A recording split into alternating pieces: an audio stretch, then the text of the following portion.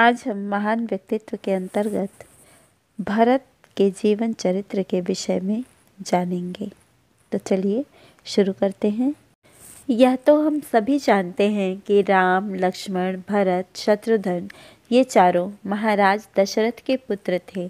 राजा दशरथ को 3 रानियां थीं, कौशल्या, कैकेयी और सुमित्रा। भरत जो थे वो कैकेयी के पुत्र थे।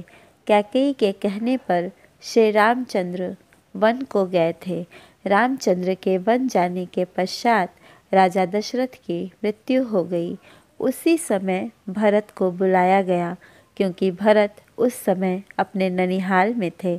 भरत उन लोगों में से नहीं थे जो जरा सी बात पर विचलित हो जाते हैं, किंतु जब उन्होंने सुना कि राम को वन भेजने में उनकी माता का ही हाथ था, तब उनका कलेजा तिलमिला उठा।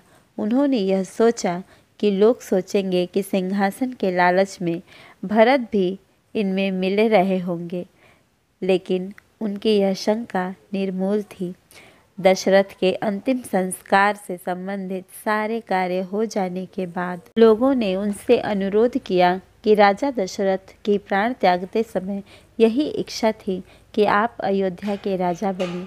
इसीलिए राजकाज संभालिए और प्रजा का इस प्रकार पालन कीजिए कि वो सुखी हो। मुनियों ने, विद्वानों ने, रानियों ने उन्हें बहुत समझाया, परंतु भरत नैतिक दृष्टि से इसे बहुत अनुचित समझते थे। पुराने नियमों के अनुसार सिंहासन का अधिकार सबसे बड़े पुत्र का होता है और राम सबसे बड़े थे। उन्हें वन में भेजकर उनका सिंहासन हड़प लें, यह कैसे हो सकता था। तब लोगों ने समझाया कि यह तो पिता की आज्ञा है, इसका पालन करना चाहिए। ऐसी अवस्था में सिंहासन पर बैठना अन्याय नहीं समझना चाहिए, किंतु भरत ने उन लोगों की बातें नहीं मानी। बड़े अनुनय विनय के साथ उन्होंने लोगों से प्रार्थना की कि मुझे राम से भेंट करने की आज्ञा दी जाए, और उन लोगों से आज्ञा प्राप्त कर वे रामचंद्र जी से मिलने वन में चले गए।